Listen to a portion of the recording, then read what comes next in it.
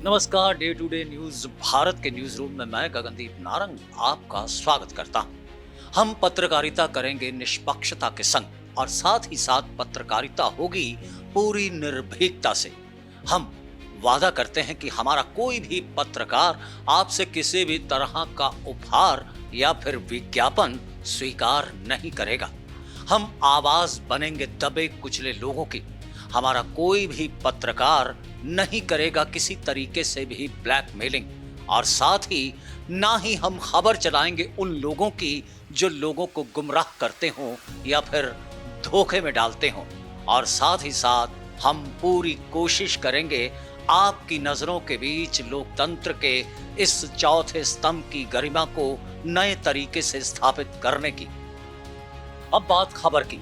केंद्र सरकार अपने स्वच्छता मिशन अभियान को धार देते हुए स्वच्छता पखवाड़े को भी तरजीह दे रही है, और इसी के मद्देनजर हरियाणा में स्वच्छता पखवाड़े की शुरुआत 24 अगस्त को की गई, जो कि तकरीबन 25 नवंबर तक चलेगा, जिसका एकमात्र लक्ष्य है लोगों को स्वच्छता के प्रति जागरूक करते हुए अपने शहर और अपने घरों की तस्वीर बदलना, ताकि लोग स्वच्छता के महत्व को समझते हुए बीमारियों को भी अपने आप से कोसों दूर रख सकें।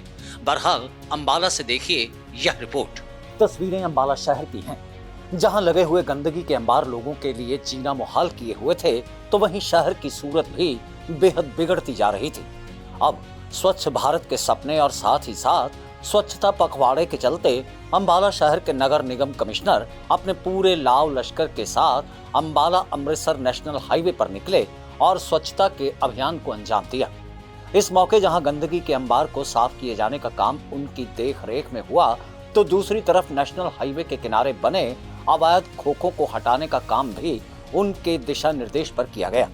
इस मौके डे टू डे भारत की टीम से बात करते हुए उन्होंने जहां इस अभियान की जानकारी दी, तो वहीं लोगों को भी सूखा और गीला कचरा अलग अलग कर दिए जाने की बात पर जोर दिया। ये एक गहन स्वच्छता अभियान है, जिसे इस अभियान के जरिए आम जनता के जीवन को और लोगों को स्वच्छता को अपने दैनिक जीवन में आदत बना लेने के लिए ये अभियान चलाया जा रहा है। ये केवल एक अभियान नहीं है कि ये किसी एक सीमित समय अवधि के लिए रहेगा। ये अभियान उस बदलाव की शुरुआत है जो हम सभी को अपने दैनिक जीवन में स्वच्छता को अपनाना है। उसी कड़ी में सभी शहर के सभी जितने भी क्षेत्र हैं उनका दौरा किया जा रहा है, सभी अधिकारियों द्वारा किया जा रहा है, ताकि जहाँ पे भी जो कूड़ा डाला जाता है या जो निर्धारित स्थान है वहाँ पे कूड़ा क्यों नहीं डाला जा रहा, इन सभी चीज़ों की व्यवस्था देखी जा रही है और उनका निवारण किया जाएगा। ये सभी जो हाउस होल्ड हैं, आम नागरिक हैं, उनकी कूड़ा उनके घरों से ही आता है, तो उनकी भी इतनी जिम्मेदारी बनती है कि वो कूड़े का जो कलेक्शन है उसमें सहयोग करें।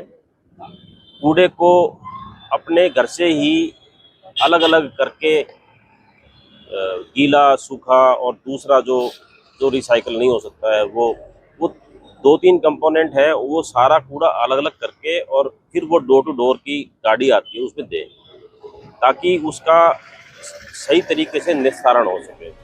इस मौके नगर निगम कमिश्नर के साथ वार्ड पार्षद भी मौजूद रहीं, जिन्होंने अन्य समस्याओं से नगर निगम कमिश्नर को अवगत करवाया, और निगम कमिश्नर ने भी जल्द ही हर समस्या का समाधान किए जाने का आश्वासन उन्हें दिया। हमने अपने वार्ड के कुछ पॉइंट थे, जैसे कि डंपिंग पॉइंट, जहाँ पर कूड़ा के कारण काफी गंदगी फैलती थी, वो दिखाया है अपने कमिश्नर साहब को। उन्होंने बोला है कि जल्दी से जल्दी इनका समाधान किया जाएगा। कुछ हमारे वार्ड में लाइटों की समस्या है, जैसे कि चौराहों की लाइट, और वार्ड में लाइटों का काफ़ी बुरा हाल है, उससे भी संबंधित कुछ समस्याएं थी जो हमने कमिश्नर साहब को बोला है, और जल्दी से जल्दी वो ठीक करवाने का हमें आश्वासन दिया है।